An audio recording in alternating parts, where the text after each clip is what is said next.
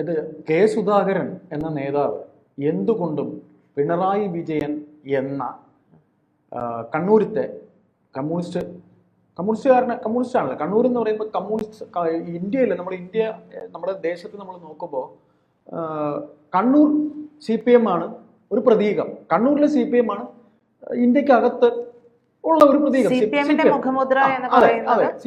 മുഖമുദ്ര എന്ന് പറയുന്ന കണ്ണൂരാണ്. അവിടെ കണ്ണൂർ ടൗണിൽ പിണറായി വിജയനെ പോലെയുള്ളവർ MBR ഉള്ള സമയം മുതൽ ഇടിച്ചു നിന്ന ഒരു നേതാവാണ് കെ സുധാകരൻ. കെ സുധാകരൻ ഒരു ആവേശമാണ്. ഇന്ന് ഈ വയസ്സായ സമയത്തും കെ സുധാകരൻ എന്ന് പറഞ്ഞാൽ അണികൾക്കിടയിൽ ഒരു ആവേശം തന്നെയാണ്.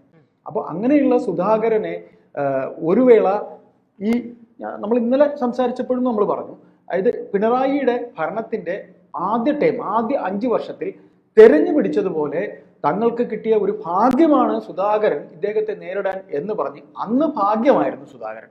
ആ സുധാകരനെ KPCC പ്രസിഡന്റ് ആക്കുമ്പോൾ ഈ VD സതീശനോ അല്ലെങ്കിൽ പിൻനിരയിലുള്ള ബാക്കി നേതാക്കളോ ആരും തന്നെ ഈ പറയുന്ന പോലെ നേതാക്കളായിട്ടില്ല. VD സതീശനെ കൊണ്ടുവന്നത് തന്നെ ഒരു 2ാം നിരയിലെ നേതാവായ VD സതീശനെ പൊക്കിക്കൊണ്ടുവന്നതിനകത്തുള്ള ഒരു അജണ്ട മറ്റൊന്നുമല്ല, ഒരു 2ാം നിരയിലെ നേതാവ് അദ്ദേഹം ഒന്ന് പൊങ്ങി വരട്ടെ എന്ന് കരുതി നമ്മുടെ രാഹുൽ ഗാന്ധി തന്നെ തീരുമാനിച്ചതാണ്.